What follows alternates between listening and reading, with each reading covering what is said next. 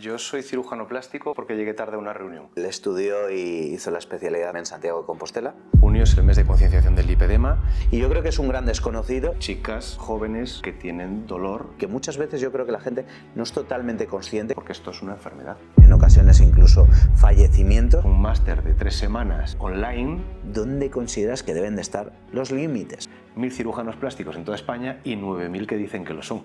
No falleció porque estaba en el entorno adecuado. Claro. Es porque en las redes sociales se ve de todo. No, quien lo sepa hacer, pero forma.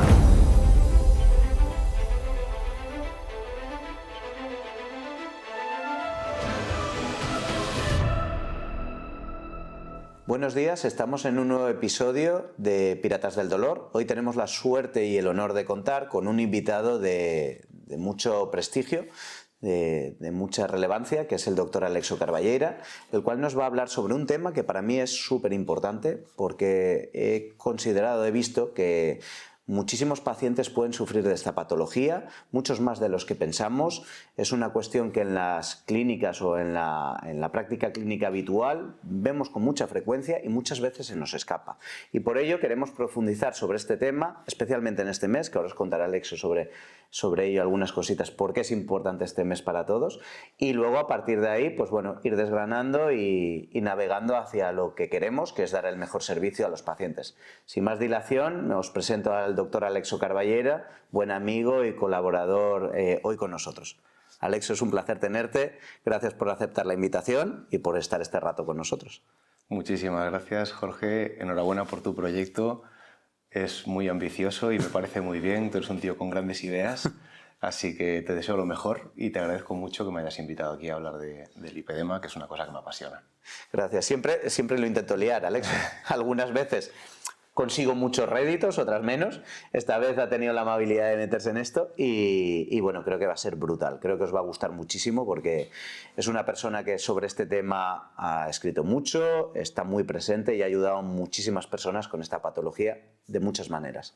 Alexo, antes de nada, cuéntanos sobre ti. Es decir, eres médico, eres cirujano plástico, eres un gallego en Valencia. Entonces me gustaría saber un poquito tu historia. ¿Qué es lo que te ha llevado? Creciste en Galicia, una zona donde la cirugía plástica no es tan frecuente. ¿Qué te llevó en tu carrera a ser cirujano plástico? De ahí, ¿cómo se acabó el lipedema? Y bueno, ¿cómo es tu día a día de hoy? Muy bien. Bueno, pues a ver, yo soy cirujano plástico, básicamente, si tuviera que decir por qué, es porque llegué tarde a una reunión. Que es que yo estaba con una beca de colaboración en cirugía general y el día del reparto de prácticas pues llegué tarde y la de cirugía general ya estaba dada.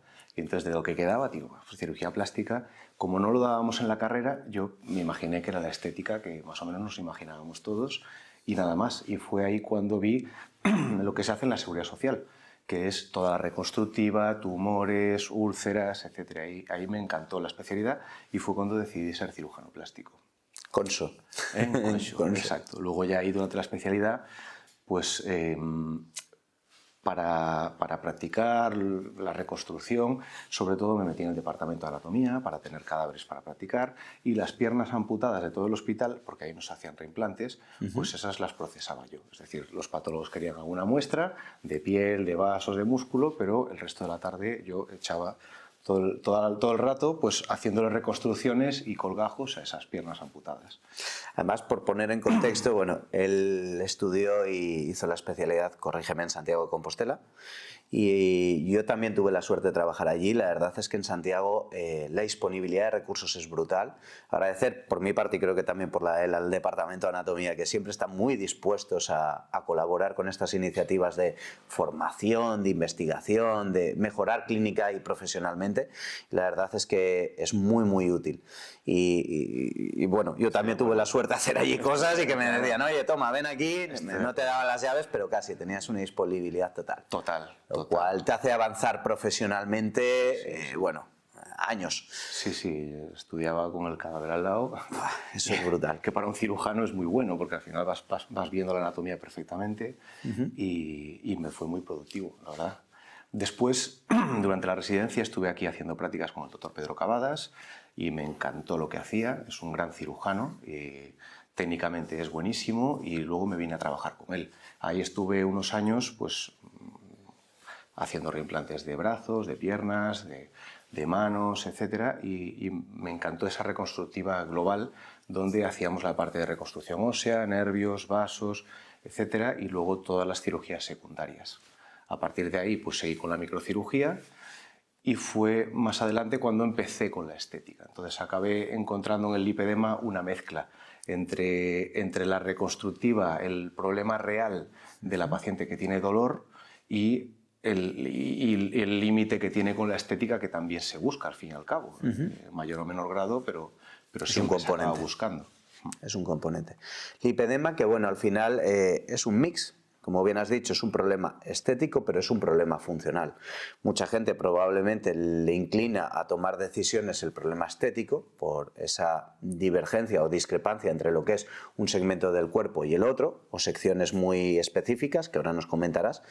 Y luego, por supuesto, hay otro nutrido grupo de pacientes que yo creo que son los menos diagnosticados, que es gente con otras edades en las cuales el dolor es el predominante y que muchas veces yo creo que la gente no es totalmente consciente que ahí puede, pues bueno, haber algo más, ¿no? Yo ayer mismo estaba en consulta después de haber estado hablando últimamente mucho sobre este tema, y una paciente tenía 82 años, venía hacia mí por dolor de rodilla, porque yo en eso he sacado la tesis y bueno, me vienen muchos pacientes.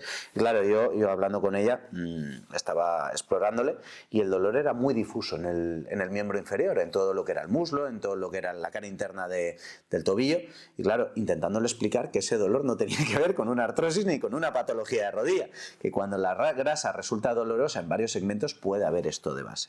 Y yo creo que es un gran desconocido y que mucha gente que nos puede ver puede entender que esto es un problema que puede tener tratamiento, no voy a decir solución porque la palabra solución a veces en medicina es complicada, puede tener tratamiento, puede tener mejoría y que por supuesto hay grupos de profesionales como tú, que a veces, bueno, tú eres especial en este aspecto porque lideras un grupo, pero bueno, que se pueden encontrar diferentes especialistas, cirujanos plásticos, nutricionistas, rehabilitadores, endocrinos, que todo conjuntamente puede llevar a una mejoría del cuadro. Cuéntanos, bueno, nos comentabas que llegaste al lipedema. Aquí has estado muchos años coexistiendo con, bueno, rinoplastias. Yo, de hecho, te he asistido como anestesista con rinoplastias, sí, con mamoplastias. ¿A día de hoy sigues haciendo ese tipo de cirugía? Sí. A mí siempre me gustó operar de todo, la verdad. Me considero un cirujano todoterreno, pues porque he hecho muchísima reconstructiva. Hasta hace un año estaba en la Seguridad Social haciendo microcirugías semanalmente. Te encantaba esto. Y me encantaba porque ahí es donde era tu día. Muchísimo de anatomía, porque son grandes tumores, pacientes muy avanzados. Y bueno, pues siempre me gustó operar de todo, pero ahora estoy más focalizado en el lipedema, efectivamente. Cuéntanos qué es el lipedema. Es decir, es un gran así a grandes rasgos. Es un gran desconocido. O sea, el lipedema se admitió como enfermedad en 2018. Es una cosa que no estudiamos los médicos en la carrera, por lo menos cuando lo estudiamos tú y yo. A día de hoy no sé si se nombra en la carrera universitaria, pero es una enfermedad que es muy frecuente. Afecta en torno a un 12-18% de las mujeres de todo el mundo. Fundamentalmente, hombres muy pocos, un pequeño porcentaje. Y muchas veces se diagnostica como celulitis, pero celulitis como concepto médico es una infección de partes blandas. Celulitis es un término común que se usa para la piel de naranja, los nódulos superficiales de grasa, que los hombres no solemos tener. Y eso yo creo que va muy relacionado con el lipedema. Desde mi punto de vista, por lo menos lo que veo yo en la consulta es que muchas de las pacientes que consultan por celulitis en realidad es lipedema. Si uno se pone a preguntar y a indagar, pues hay moratones frecuentes, hay sensación de pesadez en las piernas, puede haber más sensibilidad, más dolor al apretar ese tejido comparado con el tronco y una desproporción que produce que pues, el tronco no acumule a lo mejor tanta grasa y sí se acumule sobre todo de cintura para abajo. Ojo, el lipedema también puede aparecer en los brazos, ¿no? Sí, se pensaba que cuando afectaba a los brazos era muy pocos casos, pero ahora se ha visto que el 70% de las pacientes con lipedema también tienen los brazos afectados. O sea, que se podría decir que la paciente tipo de lipedema pues tiene el tronco muy delgado, pero las de cintura para abajo, ya sea pantorrillas, muslos, glúteos o todo, incluidos los brazos, pues tengan un acúmulo de grasa pues, que no es proporcional a la grasa que tiene el tronco. Esto va de proporciones y el dolor no va relacionado con la cantidad de grasa, es un mito. Uno puede pensar que una paciente que tiene mucho más volumen puede tener más dolor. pero no es así. Una paciente con un lipedema grado 1 va a ser la más difícil de diagnosticar porque apenas tiene acúmulo de grasa, no se ve desproporción, se ve muy normal, pero ella puede tener más dolor que una persona con grado 3. Como decía, al final el lipedema, yo creo que uno de los problemas es los mitos que hay, ¿no? Que muchas veces hablas con pacientes, no lo conocen, obviamente, conocen lo que es el lipedema, que es otra patología diferente, pero no el lipedema. Es más, a algunos médicos les ocurre lo mismo. Pero la cuestión está en el hecho de que una vez se ponen a buscar los pacientes, una vez les comentas la patología, se ponen a buscar y obviamente se van al caso exagerado. Al caso con una obesidad pues, muy importante, con una grasa muy acumulada, con una dismorfia importante, y que no todos los pacientes con lipedema tienen que ser así, y que yo es una cuestión que suelo pelear con los pacientes para de alguna manera entender que una persona con acúmulos de grasa localizados sin un componente estético muy llamativo puede tener lipedema, y esa grasa dolorosa, que al final es como yo lo resumo, puede ser la causa del disconfort de la paciente, de esa pesadez, de esas circunstancias. ¿Te lo encuentras tanto esto? Sí, de hecho, claro, cuando una paciente con lipedema es evidente para el médico que la diagnostica, sobre todo si el médico no conoce mucho la enfermedad, es porque es un grado muy avanzado, muy de libro. Pero como todas las enfermedades, la estructura es piramidal, es decir, los casos más graves son los menos y los más frecuentes son los más. Entonces, cada vez me encuentro más chicas jóvenes, bastante delgadas, que tienen dolor y que normalmente no se les consigue diagnosticar porque más de la mitad de ellas han ido a más de 3 especialistas para tener un diagnóstico de lipedema y a lo mejor son mal diagnosticadas de fibromialgia, porque no se sabe la causa y la fibromialgia es un poco el cajón desastre donde se mete todos los dolores que no se entienden, ¿no? ¿Tú que tratas con pacientes con fibromialgia? Sí. A ver, la cuestión es paciente, prototipo de paciente. Paciente que me duele en muchos lugares, porque al final estamos hablando de una paciente que puede tener acúmulos de grasa, lo habitual, y corrígeme, es cartucheras, hemos hablado, zona E, nosotros llamamos trocánter mayor, y ahí como médicos, medicina del dolor, lo que tenemos, y traumatólogos, muchas veces es a bursitis de cadera, suele caer la bursitis, tienes una bursitis. Bueno, ahí lo que hay es una estructura, que es el trocánter mayor, que acumula un conjunto de patologías, que puedes tener una bursitis, puedes tener una tendinitis, una cintilla iliotibial, pero ojo, muchas veces es lipedema, es acúmulo de grasa dolorosa en esa región y no hay que descartarlo. Luego, cara anterior de muslos, cara posterior tal vez un poco menos, cara anterior y cara medial, cara más interna, y luego región interna de lo que es la extremidad distal del miembro inferior. Por supuesto, los brazos. Sobre todo la cara interna de la pierna. Y si hay que decir una única zona que sea la más frecuente de dolor, es la cara interna de la rodilla, al pellizcar. Al pellizcar esa zona que duele más. Cuando duele al pellizco superficial de la grasa, eso quiere decir... Es sugerente. Claro, eso no es un dolor de rodilla de tipo óseo. Sí, artrósico o tendinoso. O tendinoso. No te duele por pellizcar la piel. Totalmente. Cuando es un dolor superficial, eso es orientativo del lipedema. Yo creo que es importante, bueno, el mensaje tanto para pacientes como para profesionales. Obviamente, la rodilla pues puede doler la inserción de la pata de ganso, que son unos tendones que se sobrecargan. Puede doler la rodilla, la interlínea por artrosis, pero como bien dice Alexo, un pellizco de la grasa o del subcutáneo no debe generar esos grados de dolor. Si lo genera hay que sospecharlo.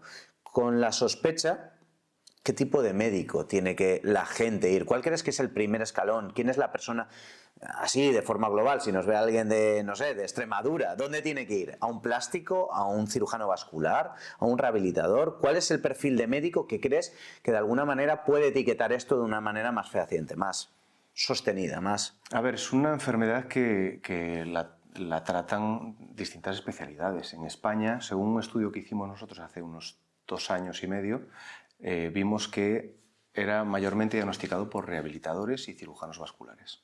Porque las pacientes suelen consultar por sensación de pesadez en las piernas, se creen que pueden ser varices y entonces van a un cirujano vascular. El cirujano vascular les hace una ecografía y sí que más o menos un 30% de ellas tienen varices, las pacientes con lipedema 30% tienen varices, pero hay ocasiones en las que no hay varices y no se consigue explicar esa causa de dolor. Ahí es donde el vascular que lo ve, si sabe algo del lipedema, pues podrá orientar el diagnóstico y si no, pues a lo mejor pues puede caer en el saco de las fibromialgias. Al final, ellos también tienen la posibilidad, incluso a nivel ecográfico, de ver los nódulos de grasa y proporcionar datos objetivos, ¿no? Más allá de... A día de hoy no hay ninguna prueba objetiva que pueda confirmar lipedema sí, lipedema no, ni hay ninguna analítica. Se están estudiando marcadores genéticos, se ha visto que el 60% puede ser hereditario entre las mujeres de la misma familia, sobre todo por parte del padre, pero no hay... La ecografía nos ayuda a descartar cosas, pero la grasa se ve prácticamente normal. No hace falta no hay una un ecografía consenso acerca de los criterios ecográficos para diagnosticarlo. También es importante para una paciente que nos pueda ver desterrar falsos mitos de no, una resonancia te va a diagnosticar de lipedema. No, ni una resonancia, ni un TAC, ni... Bueno, tal vez ayude. Pueden ayudar a orientar el diagnóstico, a confirmar. Hay una prueba que es la DEXA, la densitometría ósea, ¿vale? Que me encanta porque es como una radiografía de cuerpo entero donde se ve luego un desglose de componentes. Es decir, te dicen, en la pierna izquierda tiene 11 kilos de músculo, 20 kilos de grasa, 30 kilos o 10 kilos de hueso, etc. Y eso te lo va desglosando por partes del cuerpo y ahí es donde puedes ver qué porcentaje de grasa tienen la zona de los muslos y la puedes comparar con el tronco. Y entonces ya puedes ir correlacionando y sacando datos estimar objetivos. Una desproporción, Claro. Datos objetivos. Hablas, bueno, vamos hacia otro lado, hacia algo que ya has mencionado 2 veces y que creo que es motivo de análisis y creo que nos toca, lo hemos hablado tú y yo varias veces, que es el tema de la fibromialgia. Es decir, ¿cuántos pacientes que tienen lipedema tienen fibromialgia? Ya existe un estudio de esto, que nos has comentado, ¿cuánto era? ¿30? En torno a un 30% de las pacientes con lipedema tienen también diagnóstico de fibromialgia. Vale. La fibromialgia, por si alguien de la audiencia no lo sabe, es una patología que produce dolor, que produce cansancio, términos que también son muy frecuentes en los pacientes con lipedema, las pacientes con lipedema frecuentemente. De la misma manera, la fibromialgia afecta decididamente más a mujeres que a hombres. Son criterios comunes. También es un criterio común la globalidad de los síntomas, porque tanto una como otra, cuando la grasa es dolorosa, no es en un solo lugar, habitualmente en el lipedema, es un componente muy global. En los pacientes con lipedema pues hemos hablado que les duele la cara interna de la tibia, la cara interna de lo que es el muslo, la cara externa de lo que son los muslos a nivel de la cadera, también puede ocurrir en brazos. Esos son los brazos suele empezar por la zona de atrás, del tríceps. Es una cosa que no comenté antes. Sí. Que también es una zona de acúmulo de grasa. Sí, exacto. Hay que pensar un poquito por dónde va. Habitualmente en los antebrazos es menos frecuente. Tal vez a nivel de lo que es el epicóndilo pueda también presentarse. Ojo, la fibromialgia tiene un diagnóstico que es clínico, de nuevo también a nivel de lo que es el lipedema tampoco tiene un diagnóstico, una prueba de una analítica, no hay fibromialgia positivo, no hay un marcador como en una hernia discal que puedas decir, o una tendinopatía, y eso es importante de alguna manera. Que pacientes con fibromialgia, con lipedema, ojo, pueden padecer de hernias discales, de tendinopatía, de artrosis. Ahí está la labor del médico, del rehabilitador, del traumatólogo, del médico del dolor o del plástico, del vascular, para diagnosticar en una persona que tiene una patología muy global, como puede ser en otros aspectos una artritis reumatoide, que es una enfermedad global, pero que, ojo, esas personas, aparte de su enfermedad de base, llamémosla sistémica, aunque está mal llamado, también pueden tener patologías concretas de un área. Es decir, puedes tener un problema en el hombro y tener fibromialgia o tener lipedema. Sí. Y eso es la labor del médico, el tomar la puntualización y decir, esto viene de esto y aquello viene de aquello. A nivel de lo que es fibromialgia, y es el punto que a ti y a mí yo creo que algún día lo sacaremos, que es el punto de cuántos pacientes diagnosticados de fibromialgia en realidad tienen o no tienen, porque puede ser un factor que corresponda o que responda, es decir, que responda en la totalidad o que sea un factor más dentro de la patología de esa paciente que tenga fibromialgia y lipedema, o que su fibromialgia en realidad sea un lipedema. Creo que ese es un punto interesante a analizar, que se tiene que internalizar de alguna manera sabiendo cuáles son los criterios por parte de los médicos, porque bueno, la fibromialgia tiene unos tratamientos muy concretos, que ya veremos en algún episodio, pero el lipedema sin duda que tiene un tratamiento que muchas veces puede paliar los síntomas, no voy a decir curar, pero sí mejorar la calidad de vida en muchos pacientes. Entonces creo que es algo que nos tenemos que poner, nos tenemos que ir a ello y llamar a, bueno, es una idea que tenemos, pero quien se sume adelante, que al final lo que queremos es que la gente mejore. Y ahondando en esto, en esta diferenciación a niveles de tratamientos, cuéntanos sobre el tratamiento del lipedema. del lipedema, ¿qué es el abordaje, el 360, la forma en la cual crees que un lipedema se tiene que tomar, se tiene que tratar?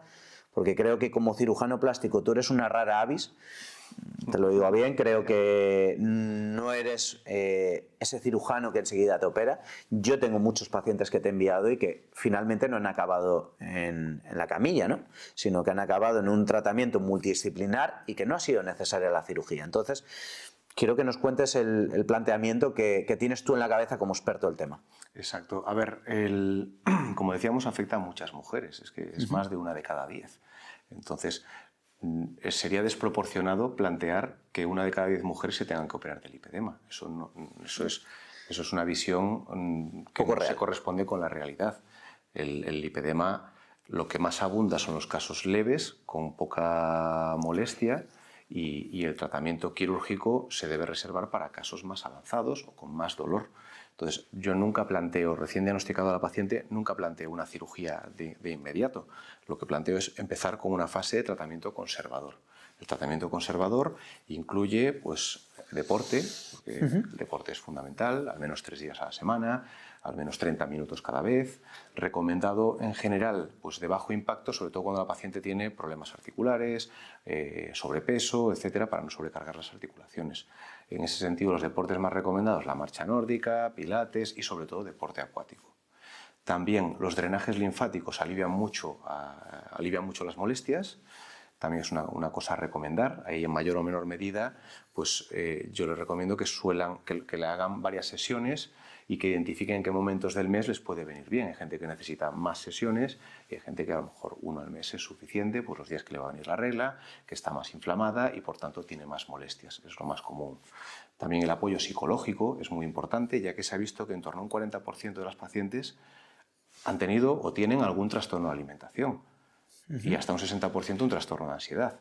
¿Y esto por qué viene? Pues porque el lipedema suele desarrollarse en el 75% de los casos, suele empezar en la pubertad, cuando empieza la fase hormonal, y ahí es donde la chica es joven, está en la edad del pavo y se preocupa mucho por el físico, y hay una parte de su cuerpo que tiene mucho volumen, que no reduce a pesar de adelgazar, y eso pues genera emocionalmente, pues genera ansiedad y es fácil, es un periodo sensible en el que uno puede tener algún trastorno de alimentación, pues porque si tú buscas lipedema, anorexia en Google, pues verás un montón de fotos de chicas que están esqueléticas en el tronco y tienen mucho volumen en las extremidades, y eso es porque esto es una enfermedad.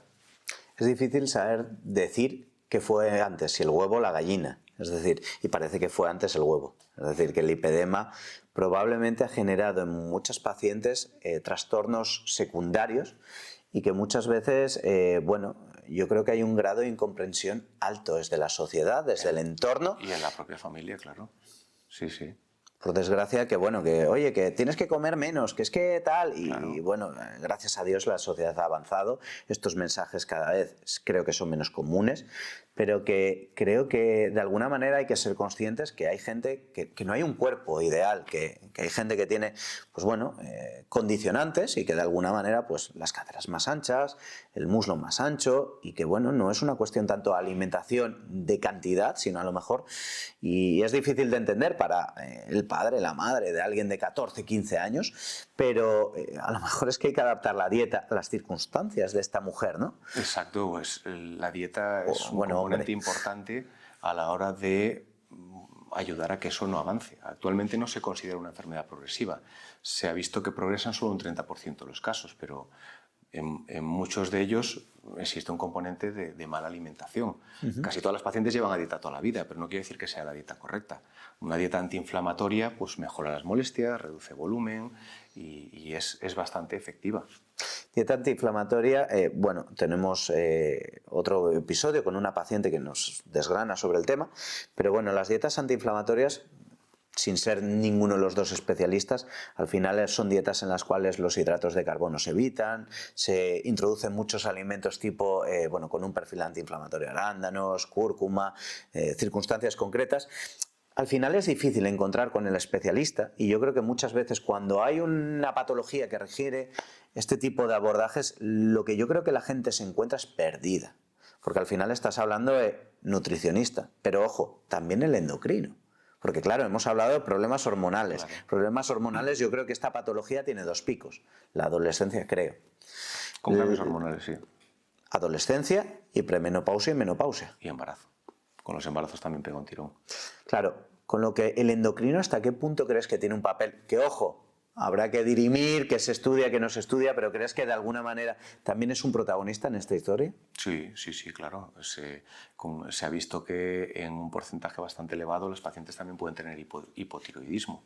Y ahí están saliendo un montón de medicamentos como el tircepatide, el Mounjaro, el Wegovy, que tienen, aparte de un efecto de ayuda a perder peso, también tienen un efecto antiinflamatorio. Y ahora mismo se están llevando a cabo muchos estudios acerca de ese efecto en el lipedema. Yo creo que es una línea de crecimiento en el futuro como opciones de tratamiento del propio lipedema.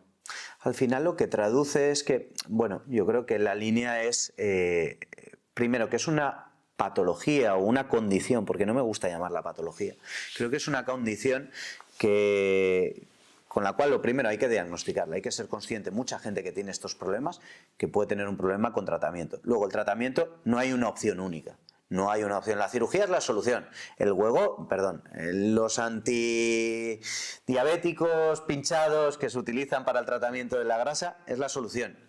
No, probablemente no hay una única solución, porque no hay una solución milagro para todo esto. Hay una solución en la cual probablemente, o un tratamiento en el que el global de tratamientos, como una dieta antiinflamatoria, como meter el deporte en tu vida, como hacer tratamientos para pérdida de peso en algún punto, que puede ser el pinchazo, que puede ser la dieta, que puede ser la cirugía por el hecho de que, oye, yo he adelgazado mucho y no termino de acabar de adelgazar. Entonces la cirugía puede ser una opción en algunos momentos determinados. ¿En qué punto la metéis vosotros? A ver, cuando las otras medidas, a pesar de las otras medidas, es insuficiente. No se consigue la reducción de volumen deseada ni la reducción de molestias. Como tratamientos conservadores también me ha faltado comentar las prendas de compresión. Fundamentales, ¿no? Son importantes porque ayudan a reducir volumen y ayudan a reducir dolor. ¿Y drenaje también? Drenaje linfático, exactamente. No, que quiero decir que también ayudan con el drenaje, ¿no? Claro, y también, pues como decíamos, como muchas tienen también varices, pues también ayudan a mejorar la circulación, la sensación de pesadez, etc. Se ha visto recientemente en un estudio que hacer deporte con medias de tejido plano ayuda a reducir más volumen que hacer deporte sin las medias. Entonces eso es importante. ¿Qué quiere decir tejido plano? Hay 2 tipos de tejidos para las medias de compresión, tejido circular y tejido plano. El tejido plano es más orientado hacia problemas linfáticos, es más grueso, es más duro de poner y es más rígido. Entonces, no se adapta bien a cambios de volumen. El tejido circular es el que se parece más a una media de vestir al uso, que es más elástico en sentido transversal. Entiendo que estás hablando, perdón, de medias, pero medias, para que lo entiendan, tipo leggings. Tipo legging o con puntera. El legging puede ser una opción también para ello. Y esto habitualmente lo digo porque me lo encuentro. ¿Y esto dónde lo compro? Al final, esto no es en la tienda de deportes, sino tiendas especializadas, ortopedias. Exacto, en una ortopedia. Vale. Y bajo medida habitualmente, ¿no? Hay tallas genéricas, pero cuando estamos hablando de pacientes con lipedema, ya con determinados grados más avanzados, necesitan ser a medida, porque el que no sea a medida hace que la paciente no la lleve bien, que se le clave en el hueco de la rodilla, que en el tobillo y al final pues acaba no usándola. O que sea demasiado amplia y que no haga el efecto. Sí, la recomendación es que lleven la mínima compresión que a ellas le alivie. Al final yo creo que es importante esa guía que aplicáis vosotros como, bueno, el director de orquesta, ¿no? De alguna manera, oye, mira, tienes aquí estas opciones de ortopedia, este es el tratamiento, la dieta antiinflamatoria, tal vez el endocrino, tal vez el preparador físico, y luego si todo esto vemos que hemos hecho una adherencia, porque yo creo que el problema de este tipo de condiciones es el hecho de buscar el tratamiento milagro, que oye, yo estoy convencido que tú puedes quitar 10 litros de grasa. ¿Lo has visto? Sí, lo he visto.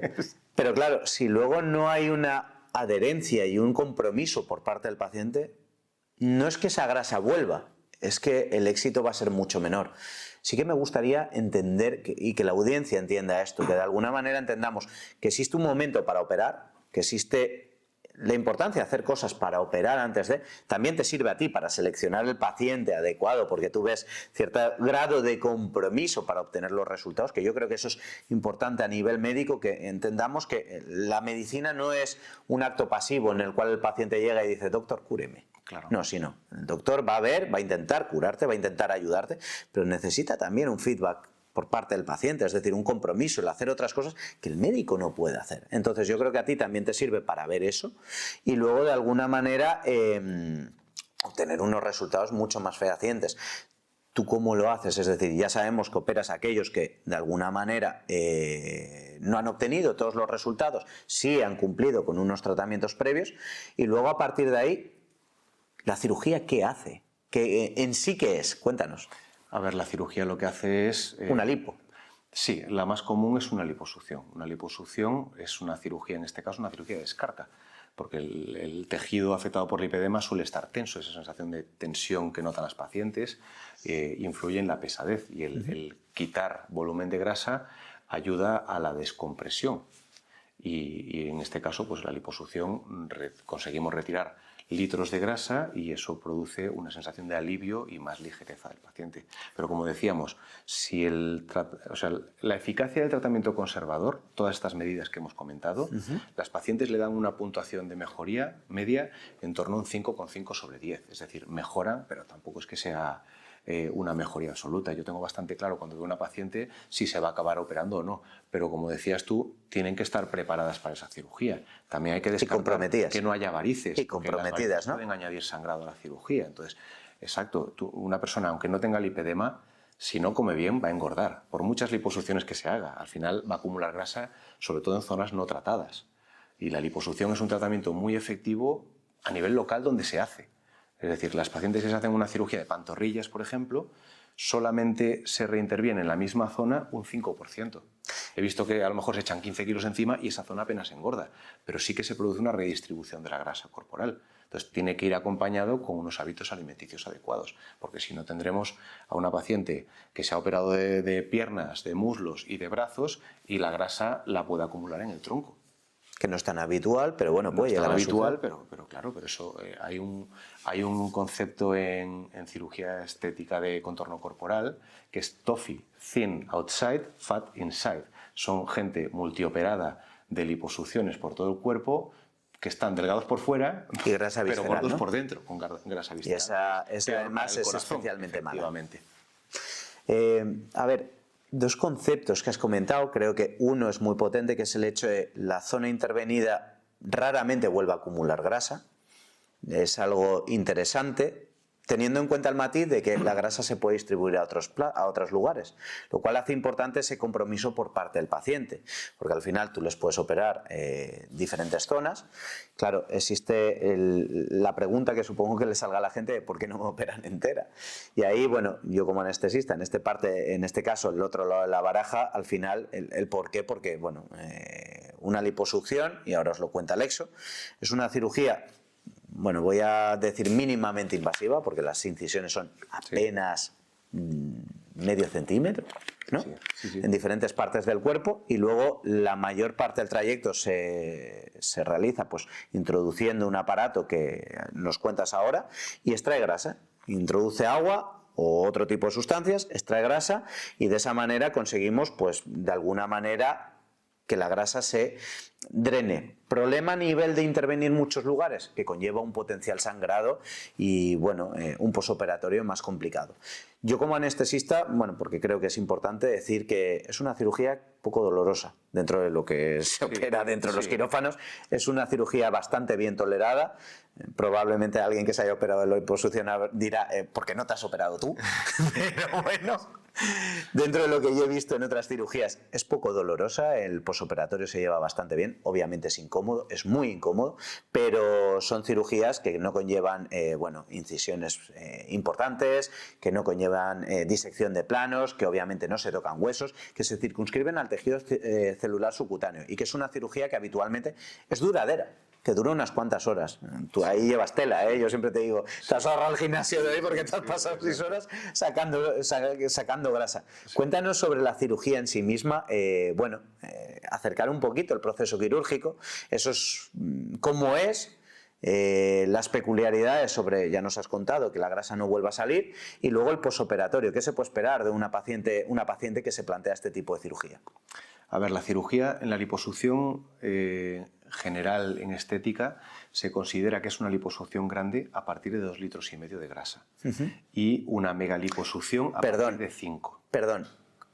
Sí, realizadas por un cirujano plástico. Solo el matiz, ¿eh? Es decir, este tipo de cirugías... Sería lo más deseable, sí. Vale. Bueno, el matiz sobre todo por el hecho de que vosotros tenéis una formación concreta durante la especialidad. Bueno, sé que es polémico el tema, pero sí que es cierto que existe un límite y sobre todo por sangrados. Yo creo que eso es importante resaltarlo, que es una cirugía menor, pero es una cirugía menor. Parece menor, pero se manejan volúmenes grandes. Claro, y eso puede llevar un sangrado importante. Entonces, habitualmente no pasa nada, pero hay que tener las medidas y las instituciones o el lugar donde lo operas como para estar preparado para que si ocurren cosas las solucionemos y las solucionamos. Porque un sangrado, pues oye, transfundimos sangre, lo tratamos y no hay problemas. Problemas cuando te operas de esto, cuando estás en una institución que no reúne las características adecuadas. Y creo que eso es importante matizarlo. Claro, como decía, una megaliposucción es a partir de 5 litros de grasa. Y eso en cirugía corporal, cuando uno opera varias zonas del cuerpo, como se suele hacer en estética, pues la superficie del cuerpo con herida, por decirlo así, es mayor. Es decir, si tú estás en una misma cirugía operando brazos, cintura, piernas, etcétera, es un porcentaje alto del cuerpo donde estás quitando grasa y, por tanto, un porcentaje alto de herida dentro del cuerpo. Sin embargo, en el lipedema estamos a lo mejor haciendo un tratamiento muy intensivo en una zona más pequeña como pueden ser los muslos. Y es por eso que podemos manejar mayores volúmenes. En lipedema, un poco el tope que solemos manejar de manera segura es un 10% del peso corporal en grasa. Es decir, si la paciente pesa 70 kilos, 7 litros sería el máximo en las mejores condiciones. En ocasiones se sobrepasa, pero tiene que salir la grasa muy blanquita, sin nada de sangrado, porque luego los 4 o 5 siguientes días rezumará un poquito de líquido, pues porque es normal, es una cirugía cerrada y siempre hay que contar con ese extra. Pero entonces, en muchos casos en lipedema estamos haciendo megaliposucciones. Y megaliposucción como concepto implica unos riesgos adicionales que hay que tener muy previstos, es decir, hay que prevenir la hipotermia porque puede producir trombosis, hay que movilizar a la paciente pronto, etc. Necesita, como decías, toda una infraestructura para evitar complicaciones y de esta manera poder quitar todo ese volumen.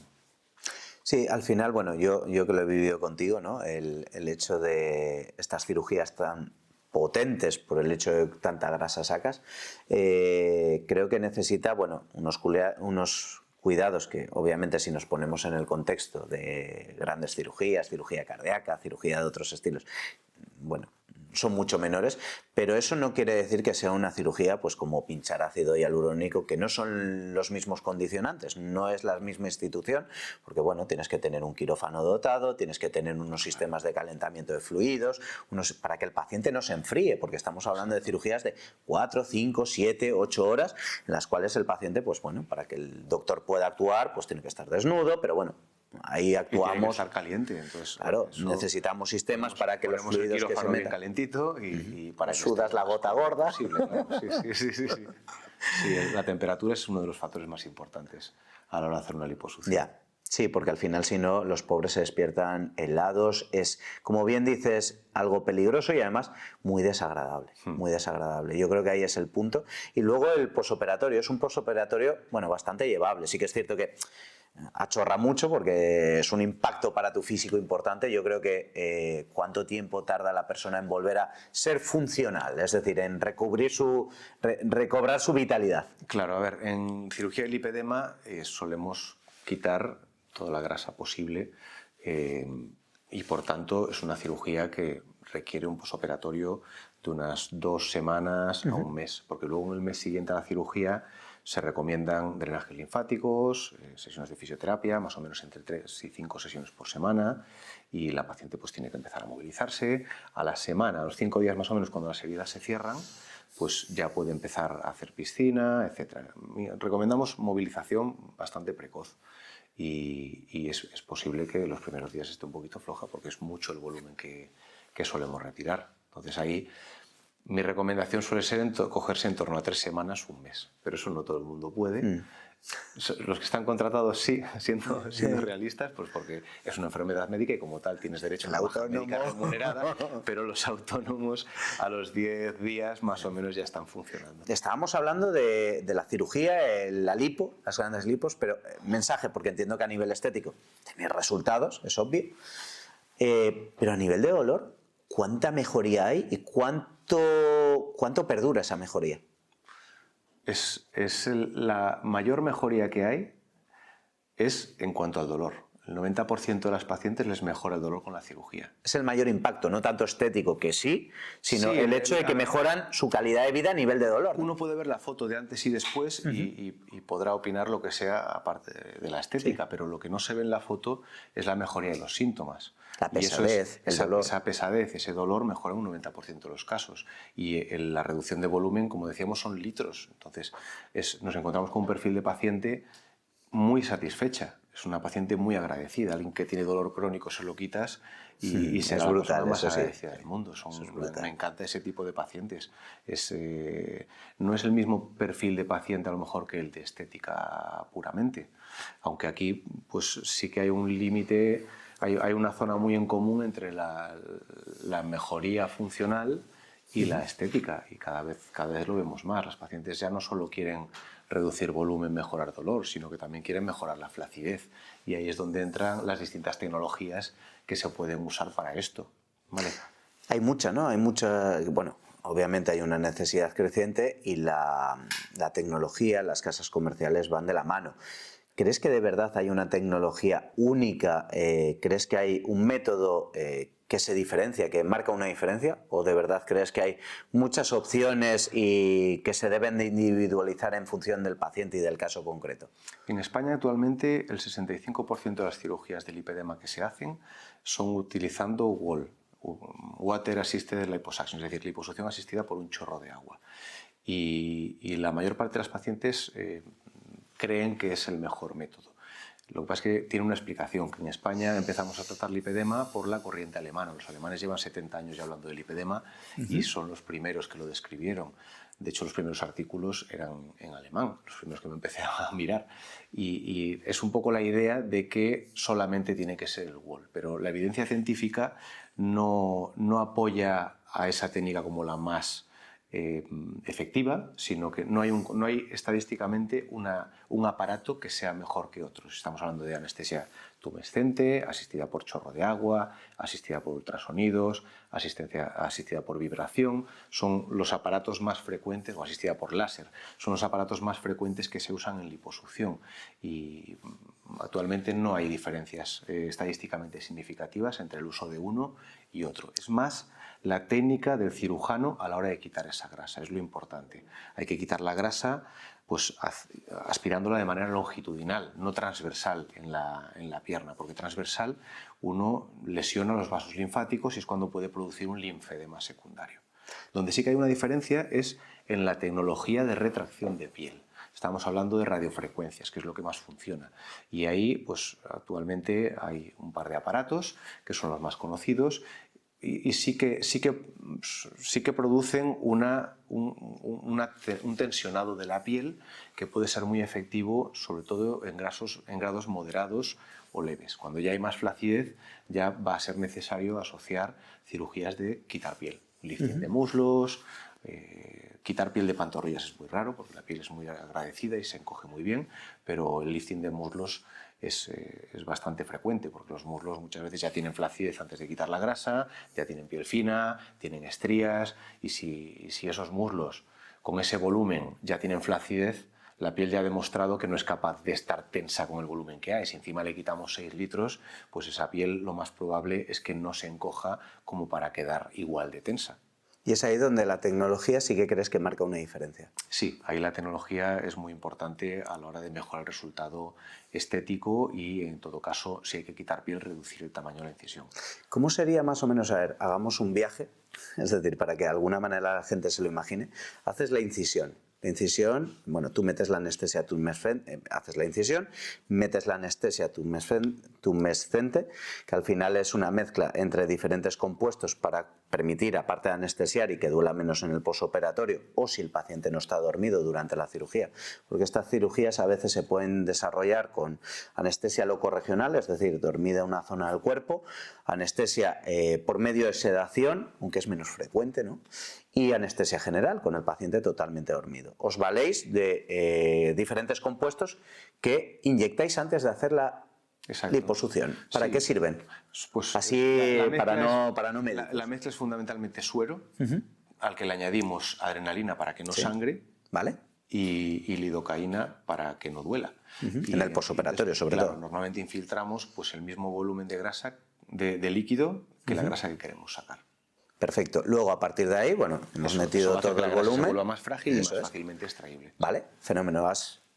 Como bien has dicho, en modo transversal, has colocado todo ese contenido en todos los diferentes planos subcutáneos, es decir, si tenemos los planos, tenemos el plano desde la piel, si hacemos un corte y vemos por dentro el cuerpo, tenemos lo que es la piel, tejido subcutáneo, bueno, grasa, tejido subcutáneo, y de alguna manera luego ya planos musculares y llegamos a hueso. Vale.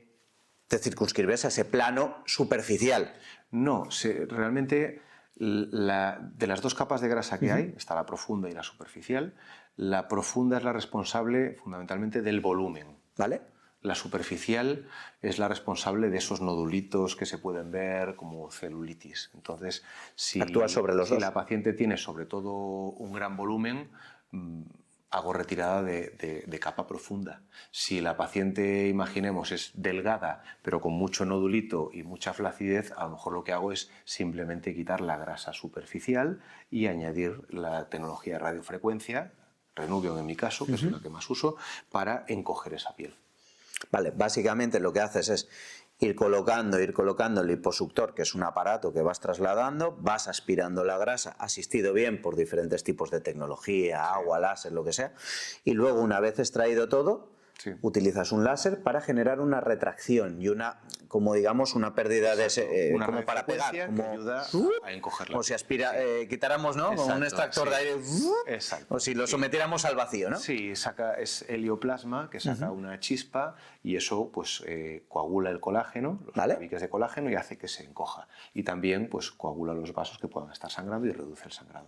Vale, o sea que tiene el componente estético que te queda menos piel flácida, piel de alguna manera colgante, y luego de alguna manera que también consigue que haya menos sangrado y menos complicaciones. Esa tecnología ya se usaba antes en laparoscopias, en otras especialidades, no tanto en cirugía plástica, se usaba para coagular los sangrados. Y aquí pues se ha visto que de paso que se coagula, además se encoge la piel y nos viene fenomenal. Por tanto, eso lo uso en muslos y en brazos siempre. Ha sido súper generoso porque es en parte la fórmula de la Coca-Cola de tu Coca-Cola. Exacto. Gracias por contarlo porque, bueno, la verdad es que los datos, bueno, yo creo que sobre todo a nivel de control del dolor es una posibilidad que, bueno, por desgracia no está tan accesible, ¿no? Porque todavía está muy desarrollado exclusivamente en la medicina privada, pero bueno, creo que es importante que la gente tenga la visión de esto es una posibilidad para tratar el dolor y para tratar este tipo de patologías. Sí, en la Seguridad Social empiezan a abundar ya las unidades del lipedema, donde hay un rehabilitador, cirujano vascular, fisioterapeuta, pero la cirugía de momento no se está no es un realizando, servicio, o casos muy seleccionados, ¿no? Apenas se intervienen casos. No tengo muy claro el motivo, pero bueno, en cualquier caso, si tenemos en cuenta el porcentaje tan alto de la población que tiene lipedema, bueno, todos los quirófanos deberían dedicarse a esto. Claro. El problema es que al final, bueno, no tengo claro que por desgracia tenga recursos suficientes como para tratarlo. Por desgracia la oncología está ahí, por desgracia bueno, los problemas isquémicos, bueno, que al final hay los quirófanos que hay que, por desgracia a veces los gestores priorizar, ¿no? Claro. Bueno, voy a volver a un tema que hemos pasado de refilón y que, bueno, sin ser no encuentro la palabra, sin ser morbosos, sí que me gustaría que de alguna manera dieses tu opinión, ¿no? Eres cirujano plástico y, bueno, un especialista en el lipedema y un referente. Abundan casos, por desgracia, de tratamientos no voy a decir no adecuados, pero con resultados no satisfactorios para el paciente, en ocasiones incluso fallecimientos, ¿no? Por esta situación en la cual la cirugía plástica, estética, no es desarrollada por cirujanos plásticos, sino por otro perfil de especialistas. Todo es igual, primer punto, porque entiendo que al final cada vez abundan más esas formaciones paralelas al Sistema Nacional de Salud, vía MIR, que para que lo entienda la población, bueno, la audiencia, perdón, la formación de los médicos habitualmente la mayoritaria están las especialidades vía MIR, en las cuales los médicos habitualmente hacemos un examen al acabar la carrera, que es el MIR, y a partir de ahí elegimos especialidad. En la especialidad, entre 4 y 5 años nos dan una formación reglada, que tiene diferentes niveles de cualificación y que es supervisada, y que de algunas maneras necesitamos alcanzar unos objetivos. Este es un sistema internacional, bueno, no el MIR, sino es un sistema que es ejemplo para muchos países. Sí, y que bueno, en Estados Unidos también está, de otras maneras, sí. Pero es un sistema supervisado y por etapas, que de alguna manera tú adquieres una cualificación que obviamente no es la misma la de un cirujano cardíaco que la de un cirujano plástico, en este caso. Entonces, sí que es cierto que la legislación tiene sus aristas o tiene sus vacíos, ¿no? Que al final todos somos licenciados en medicina. Y, bueno, hoy en día ya no, pero hace años éramos todos licenciados en medicina y cirugía. Lo cual, pues bueno, nos permitía, entre comillas, realizar prácticamente de todo. A partir de ahí han salido diferentes másteres, ¿no? Que han permitido hacer procedimientos de medicina estética, que es lo más frecuente a día de hoy, pues bueno, procedimientos mínimamente intervencionistas en los cuales se inyectan, se hacen, bueno, diferentes tratamientos que muchas veces son correctísimos y es por gente muy cualificada, pero que luego yo creo que lo importante también es diferenciar los perfiles y diferenciar las cirugías y también probablemente dónde realizarlas, que ya hemos dicho algo, ¿no? ¿Cuál es tu opinión desde dentro, desde ya no afectado, que obviamente eres afectado porque tú tienes una especialidad que de alguna manera están entre comillas, invadiendo, pero que además tienes, yo creo, que la autoridad para decir, bueno, hay espacio para todos, supongo, como muchas otras cosas a mí me ocurre en medicina del dolor. No creo que la especialidad sea de un grupo específico, pero creo que hay que poner los matices de hasta dónde. Claro, lo que comentabas, pues hasta hace poco todos los que hacíamos medicina éramos licenciados en medicina y cirugía, y ese término final de cirugía te habilita para hacer cualquier tipo de intervención, según la normativa actual. Va cambiando, pero luego al final vuelve a lo mismo. Según la normativa actual, cualquier médico podría hacer de todo. Es una cosa que... A pesar de no tener una cualificación. La sociedad se tiende a la superespecialización, ya dentro de la misma especialidad, pero es contradictorio porque si cualquier médico puede hacer de todo, no se considera intrusismo si yo digo que yo opero pacientes de neurocirugía. Vas a abrir un cráneo y quitar un tumor, pero sin que nadie te haya enseñado. Yo no puedo decir que soy neurocirujano, pero podría operar pacientes. Sí, puedes poner en el título, que lo ves a veces, cirujano de cabeza y de cerebro, y dices, neurocirujano, y dices, no, porque no lo es. Claro, yo podría tratar pacientes del riñón, pero no podría decir que soy nefrólogo. Ese es el decir que eres nefrólogo, es el intrusismo, pero el hacerlo, no.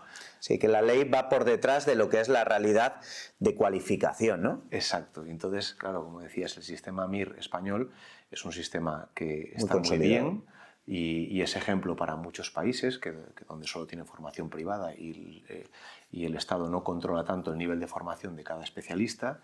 Y aquí es una formación que se sigue bastante de cerca, pero hay otros países, sobre todo de Sudamérica, donde no se les convalida el título aquí en España porque las autoridades no consideran que tengan la formación suficiente de esa especialidad como para ejercer. Y también hay másteres, que a lo mejor es un máster de 3 semanas online, donde te dicen que te dan un título internacional de cirujano plástico, pero que no es internacional. Se llama así el título, pero en realidad no tiene ninguna validez. Y eso al final, según la Sociedad Española de Cirugía Plástica, hay 1.000 cirujanos plásticos en toda España y 9.000 que dicen que lo son. Has dicho algo interesante, que es, bueno, 3 semanas, Pero yo te quiero poner un matiz, que es, aunque tenga 1 año y medio, 2 años el máster online, ¿cuántas cirugías has estado tú asistiendo y no tocando antes de empezar a tocar? Como residente. Unas cuantas. Y luego tocas. ¿Años? Y luego tocas, pero poquito, cortar hilos.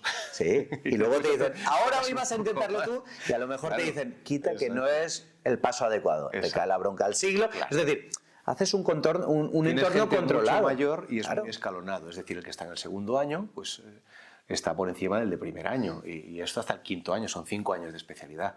Pretender resumir 5 años de especialidad en unas semanas. No, y aunque sea 2 años, sobre todo por el grado de la falta de estancia en un lugar donde tienes un entorno controlado. Yo lo llevo mucho a pilotos. Es decir, pongámonos en un piloto. No sé cómo van las escuelas de pilotos, pero imagino que tú no haces una escuela online y luego te ponen con un avión con pasajeros. Supongo que pases por diferentes etapas en las cuales antes de ponerte solo con un avión con pasajeros, estés con gente más cualificada a tu lado para que digan, oye, que nos damos, que esto no lo estás haciendo bien, que tienes que... En medicina esto, gracias a Dios estamos en un sistema que lo ha controlado muy bien, no lo empastremos, no permitamos que esto se empastre. Creo que a partir de ahí eso es importante, poner esos matices. Y de nuevo, no creo que haya que poner etiquetas, solo cirugía plástica en unidad del dolor, solo anestesiólogos, no, quien lo sepa hacer, pero formado. Con formación adecuada, claro. Formado. Y poniendo límites. Yo, por ejemplo, bebo mucho el sistema americano en lo mío, en medicina del dolor.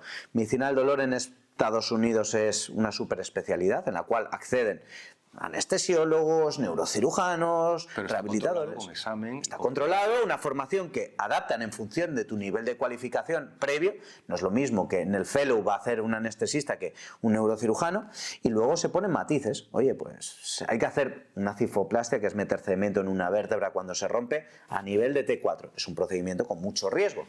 Pues, si tienes en el grupo un neurocirujano, lo hace el neurocirujano, no lo hace el rehabilitador ni el anestesiólogo, por una cuestión de sentido común, porque tiene una cualificación mucho más cercana a la cirugía de injuria o de alto nivel que, bueno, un rehabilitador, un anestesiólogo, que pueden hacer otro tipo de perfiles de tratamientos que pueden ser, pues, mucho más cercanos a su formación. En ese aspecto, en la cirugía plástica, en este tipo de cosas, ¿dónde consideras que deben de estar los límites? Porque obviamente, bueno, ya la estética esto se ha generalizado y creo que, bueno, es una ola imparable, porque es imparable. Sí. Pero creo que lo que nos corresponde a los técnicos, en este caso a los referentes, es decir, ok, no me voy a pelear contra esto, pero vamos a ponerle racionalidad, que no haya gente haciendo liposucciones con másteres online y que saquen 8 litros. Porque... Claro, pero tú cuando entras en una cirugía o en cualquier tipo de procedimiento, tú tienes que tener un plan A, un plan B y un plan C. Por si la falla por lo menos hasta 3 alternativas de planes. Tú no puedes irte solo con lo que has aprendido y que va a salir en un curso fenomenal y pensar que todo va a ir como lo que te lo contaba, la persona que te lo contaba. Tienes que tener previsto que pueden pasar cosas y tienes que saber cómo solucionarlo. Y es un poco lo que te da el bagaje y la especialidad. Es como los de los atentados de las Torres Gemelas. Los tíos, al formarse para pilotos, estaban preocupados solo de despegar, no de aterrizar, ¿sabes? Entonces eso, claro, luego tendrás que saber manejar posibles complicaciones que puedan surgir, porque estadísticamente, pues las si cosas superas pasan. 100 pacientes, sí, las cosas de pasan. los 100 pacientes, pues a lo mejor hay que transfundir alguno, o alguno pues tiene alguna complicación de la piel, o incluso puede haber cosas. Puede haber un infarto dentro del quirófano. Claro, pueden pasar. Pueden cosas, ocurrir esas cosas. No es ir con la información justa a ese procedimiento, tienes que tener alternativas. Sí, procedimientos mínimos a veces tienen complicaciones graves. Yo recuerdo siempre una cesárea de una mujer joven con un infarto justo en el posoperatorio. Se trató, salió y todo fenomenal, pero salió porque estaba en el entorno adecuado. Claro.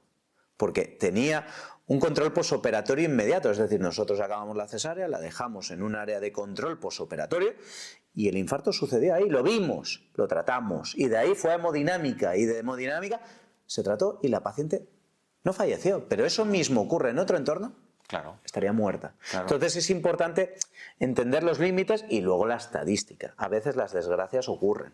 Que yo siempre que informo a los pacientes sobre riesgos, que me dicen, bueno, riesgo cero, y digo, no, riesgo cero no, riesgo, salir a la calle tiene riesgos, y eso hay que entenderlo. A veces la estadística es cruel, ¿no? Gracias a Dios, nuestra obligación como médicos es hacer que esa estadística sea lo menor posible y poner todos los medios, lo que has dicho. Plan A, plan B, plan C, para llevar la estadística a mi lado. Para que de alguna manera digas, tasa de infección, ¿cuál es? Muy baja. Menos de un 1. Claro, sí. Vale. Si lo operas ahí, no vamos de un 1, vamos a un 30, un 30%. Exacto. Si no utilizas medios de esterilidad, no utilizas profilaxis antibiótica, no utilizas ciertas cosas, las cosas se complican más. Entonces yo creo que ese nivel de atención, primero hay que tener las instituciones adecuadas para hacer las cirugías, creo que eso es importante, y luego el nivel de cualificación, sobre todo a la hora de ponerte en ciertos escenarios, ¿no? Tú y yo recuerdo que también, y voy a pegar un poco un salto, recuerdo haberte visto hacer retirada de biopolímeros. De hecho, es otro perfil de paciente que te envío. Creo que también es importante poner eso, es decir, ¿quién te está haciendo ciertas cosas que son menores?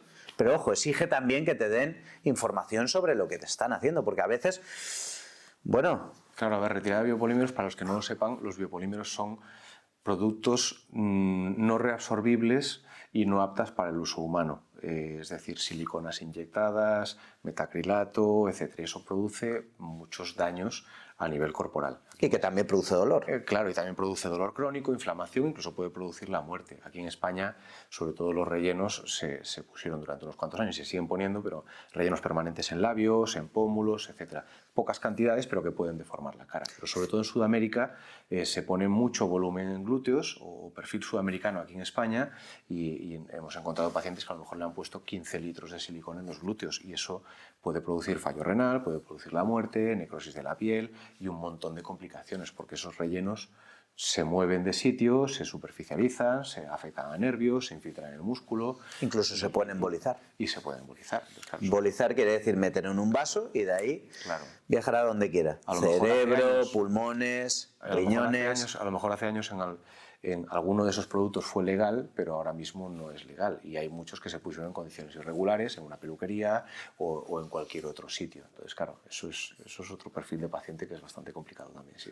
Es otro perfil de paciente que compartimos, cirugía plástica y dolor, que bueno, yo frecuentemente, el último lo recuerdo que, bueno, le iba a pinchar porque le dolía un glúteo medio, o sea, la región del glúteo en el trocánter, y a la hora de poner el ecógrafo no veía nada.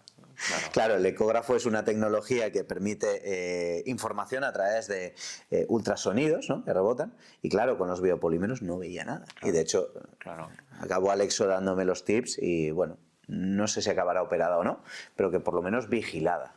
Y creo que eso es lo importante. Ahí tenemos un perfil de pacientes que pueden llevar de todo, desde metacrilato, que es duro como el cemento, hasta aceites inyectados, pomadas, etc.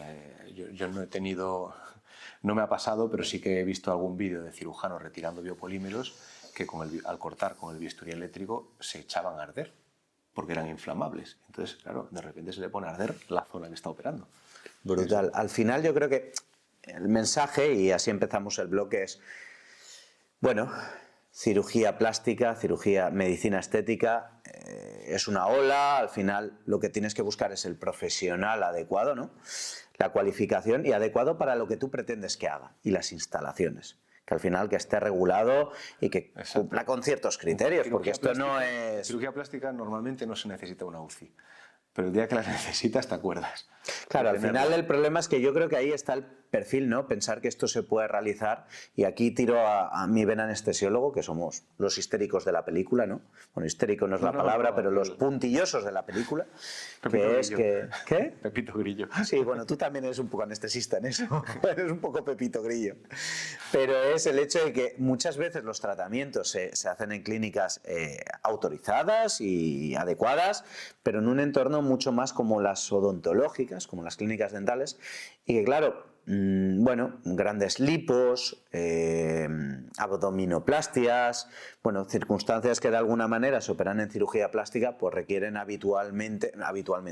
excepcionalmente, una transfusión, un cuidado en UCI, bueno, un cuidado posoperatorio que ese entorno no proporciona, ¿no? Claro, yo aquí quiero hacer un hincapié en las redes sociales, porque en las redes sociales se ve de todo y uno que no sepa puede pensar que el que está publicando una cirugía en directo en su consulta es una persona que tiene toda la habilitación, toda la formación necesaria y las condiciones son las ideales, pero yo que soy cirujano veo a veces cosas que digo, ostras, este tío no tiene ni un solo paño estéril en la consulta, está haciendo una cirugía demasiado grande, no tiene un anestesista y esto tiene un potencial de complicación brutal, pero es que en España somos muy buenistas y nos pensamos que si la persona lo está poniendo en redes es porque no tiene nada que esconder y sin vemos mascarilla, que esta gente con guantes tiene no estériles, miles de seguidores y tiene mucha gente y bueno, pues hay un caso que me ha llamado mucho la atención, que es una persona que pone mucha anestesia local por encima de dosis hasta el punto de que puede ser tóxica y no tiene un anestesista al lado, sino que tiene un neurólogo que se la revierta. Explica, tóxica, cuando dice tóxica, cuando tú te pasas de dosis de anestesia, lo que puede suceder es convulsiones, coma, parada cardiorrespiratoria y muerte. Es decir, existen unas dosis y existe un mecanismo de control de todo eso. Y existen algunos fármacos reversores que los tenemos, ¿te acuerdas? Que son solo para emergencias, pero, sí, pero que hay que tenerlo de manera regular para poner mucha más anestesia local de la que toca. Y bueno, como dice Alexo, hay que actuar en un entorno controlado y pensando en la desgracia que puede suceder, previéndola para que no pase. Es decir, tienes que tenerla prevista para decir, oye, si pasa yo tengo aquí todo controladito para que en caso de lo soluciono. Sí, sí. Y eso yo creo que es el punto que yo creo que de alguna manera no hay que perder de vista. Y las redes sociales, bueno, pues lo que dice Alexo, yo también lo veo, gente haciendo cirugías con guantes no estériles. Claro. Pues bueno, mientras la moneda te salga de cara, fenomenal. Pero en el momento en el que no salga de cara, primero el profesional estará en un lío, el paciente lo pasará muy mal. Y creo que esto tenemos que pelear para que no sea así. Dar la info para que no. Vamos a volver a nuestro punto clave, que yo creo que de eso es. Lipedema hoy, creo que nos tenías que decir algo. ¿Qué es este mes? Este mes es el mes del lipedema. Junio es el mes de concienciación del lipedema y hay muchos eventos relacionados de todo tipo, desde las asociaciones locales, ACPEL, que es de la Comunidad Valenciana, ADALIPE, FEDEAL, etcétera, pues se están organizando muchas ponencias, muchas reuniones en todos los países y es un mes de concienciación en el que empezamos con este podcast hablando del lipedema. Justo, y tenemos muchos más eventos durante el mes. Sí, al principio, ¿eh? Sí, sí. La verdad es que, bueno, creo que es una condición, de nuevo no me voy a patología, me voy a condición, porque creo que es algo que mucha gente padece y que a veces probablemente no sea muy invalidante, aunque sí. Y ahí me encantó los dos puntos que has dicho. Creo que es importante, es potente resaltarlo, el hecho de decir el componente estético y el componente funcional. Creo que hay que mentalizar y trasladar un mensaje. ¿Tú qué le dirías a esa paciente, a esos dos perfiles que sufre el lipedema y por dónde la orientarías? ¿Qué mensaje le trasladarías? A ver, en primer lugar, decirles que no están solas, que no son las únicas, porque esto, si uno se fija en redes sociales, hay un movimiento enorme de cuentas que se llaman lipedema, porque el apoyo, el generar comunidad de pacientes, de gente afectada, pues siempre plataformas. Hay muchas plataformas y apoyo psicológico, porque bueno, pues al final son gente que muchas veces viene a consultar y acaba llorando en la consulta, porque el componente emocional es muy importante y llevan una carga importante a lo largo de su vida. Ansiedad, trastornos alimenticios. Exacto, se sienten muy incomprendidas y la primera reacción cuando les confirmas el diagnóstico, porque la mayor parte de las veces vienen por redes sociales o porque han visto alguna foto de alguien que tenía lipedema, entonces han buscado la palabra y se han autodiagnosticado y vienen allí y yo les confirmo el diagnóstico. Entonces, la primera reacción que tienen es de alivio. Espero que ayude, espero que esto ayude también. Claro, la primera reacción que notan es de alivio, es decir, pues no era mi culpa, pues yo estaba comiendo bien, pero este volumen no se perdía y yo me quejaba de molestias y efectivamente pues es un problema médico que no me han sabido comprender en casa ni algunos de los médicos que he visto y es una primera sensación de alivio, pero después viene una sensación de luto. De decir, tengo una enfermedad crónica que de momento no tiene cura, sí que tiene mejoría, tiene mucha mejoría, pero actualmente no hay una cura y bueno, pues para eso está bien que las pacientes hablen entre ellas y hablen con estas asociaciones locales, porque siempre sentirse apoyadas por gente con el mismo problema pues les ayuda. Y de cara a futuro, pues yo creo que probablemente esto se tratará con una pastillita. Pero ahora mismo la cirugía es un poco la fuerza bruta para los casos que no se resuelven de las otras maneras, pero yo creo que la investigación pues poco a poco irá identificando marcadores genéticos, hormonales, etcétera, y se irá mejorando mucho la calidad de vida.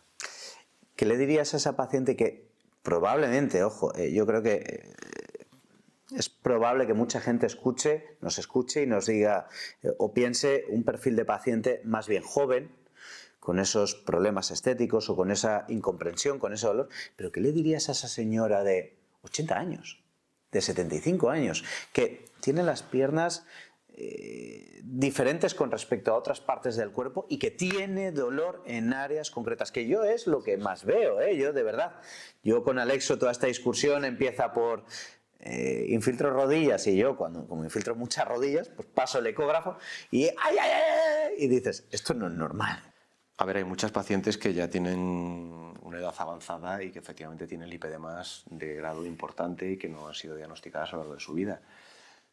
El lipedema actualmente, la indicación quirúrgica no tiene límite de edad, pero sí que hay que adaptar la cirugía. Tú has visto conmigo pacientes, pues yo recuerdo una paciente canaria, que además la quiero un montón, Eloísa, que estuve hace 2 semanas en el Congreso de la Sociedad Española de Cirugía Plástica allí en Canarias y di una ponencia, llevé una mesa y me la traje a ella para contar su testimonio. Me traje a ella con un caso de edad muy avanzada y a otra chica muy joven con un lipedema grado 1 como paciente joven. Y ella, pues claro, contaba que a lo largo de su vida, pues todos los problemas que había tenido de ese lipedema que no se sabía.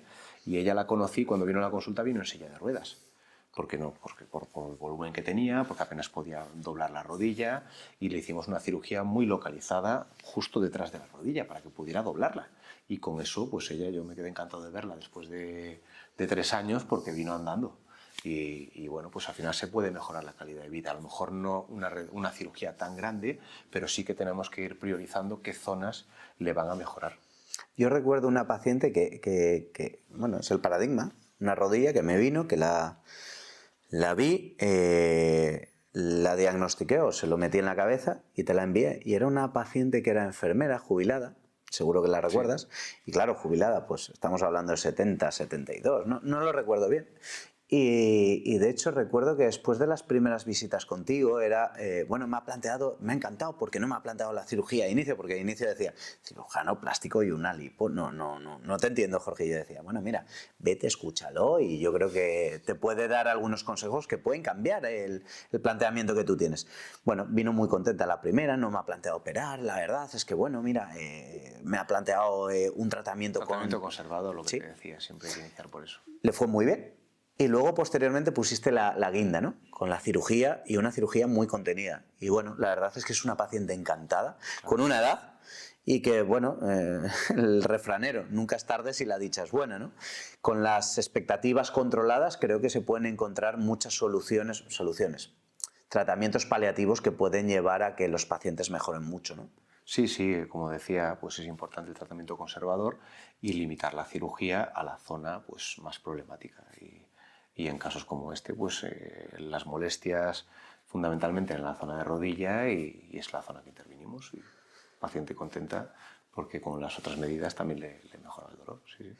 Por último, un mensaje para los profesionales, que yo creo que tú y yo estamos en esa línea, que es concienciemos que esto existe. Bueno, tú haces una labor brutal. Yo llevo años viéndote en redes, divulgando, concienciando. Yo creo que no es tanto el venir a... No es el mensaje. El mensaje no es venid a Alexo, venid a Jorge, no. Yo, de hecho, yo ya la anestesio muy poco, ya no hago esas veces, pero esas labores, pero no es tanto el mensaje, sino el mensaje de puede ser que sea lo que tengas, puede ser que puedas obtener ayuda, y a nivel de lo que es los profesionales de la sanidad, también concienciarles que esta patología existe y que de alguna manera la tengan en su abanico de posibilidades para los pacientes que tienen este tipo de síntomas y que se la planteen para de alguna manera derivarlos a este perfil de profesionales, rehabilitadores, vasculares, cirujanos plásticos, y que de alguna manera el paciente pues encuentre alternativas y bueno, poquito a poco las instituciones que creen circuitos para dar solución a un problema muy prevalente. Claro. No todos los médicos sabemos de todo, evidentemente, nadie sabe de todo. Y lo importante es, por lo menos, que te suene que puede ser esa enfermedad. Cuando una paciente se queja de molestias al pellizco superficial, pues que se te salte la bombillita para decir, ostras, pues a lo mejor es lipedema. Y ya de ahí buscar a algún especialista de zona que sepa acerca de eso. Y si no, pues a lo mejor remitirle a alguna asociación de pacientes local, porque las asociaciones de pacientes ya tienen su propia red de médicos que ellas saben pues que lo tratan, tanto cirujano vascular, rehabilitador, etcétera, ortopedias recomendadas, que tengan más experiencia tomando las medidas para esas prendas de compresión. Entonces es básicamente saber a quién encontrar. Y yo ante la duda, pues a mí me vienen pacientes de toda España, incluso de fuera, y si no conozco quién es el vascular o quién es el médico que le puede ver determinada cosa, o qué ortopedia ir, o qué fisioterapeuta le puede hacer la rehabilitación, pues yo les recomiendo que pregunten en la asociación local, que ahí tendrán gente donde ya han ido otras pacientes y ya tengan más experiencia. Al final, bueno, yo creo que la concienciación es clave. Creo que bueno, hemos hecho un repaso muy holístico de todo, ¿no? Lo que envuelve al lipedema sin duda, a lo que es el tratamiento, a lo que es la patología, cómo se pueden sentir esas pacientes. Creo que tu mensaje ha sido pues muy significativo para este perfil de gente que sufre esta condición. Y luego, agradecerte que estés aquí, que hayamos compartido este rato. Espero que pueda verlo mucha gente, podamos ayudar a gente y bueno, que sea el inicio de cambiar un poquito, bueno, cambiar, tú ya lo has cambiado, pero proseguir con ese cambio, ¿no? Exacto, pues muy bien, muchísimas gracias por la invitación, te lo agradezco mucho. Tenemos pendiente ese estudio. Ese estudio con la de prevalencia de cuántos de... No se nos olvida, ¿eh? Alexo y yo lo tenemos en la memoria. Sí, bueno, igual que estos rollos creo míos. Que tenemos muchas más pacientes en común de las que... Sí, de las que nos imaginamos. Sí. Lo pondremos en marcha próximamente. A la audiencia nada, deciros que gracias por estar con nosotros. Es un placer. El podcast, bueno, como habéis podido ver hoy, lo que intentamos es, en base a condiciones que produzcan dolor, ahondar con profesionales de prestigio como Alexo, con el objetivo de, bueno, dar esa visión no solo del condicionante o del tema de dolor crónico, que por desgracia es una de las circunstancias que más concurren en la población en general, con muchas causas, lumbalgia, en este caso lipedema, y que bueno, espero que esto marque una diferencia para diagnosticar a muchos pacientes. Y de ahí, obtener información y feedback de profesionales de este estilo y de esta categoría, que hoy he tenido la suerte, por amistad, de que nos acompañe, para poder saber más. Espero que os haya gustado y si tenéis algún comentario, pues decídnoslo y repetiremos. Lo volveré a liar. Encantadísimo de venir. Gracias. Un abrazo.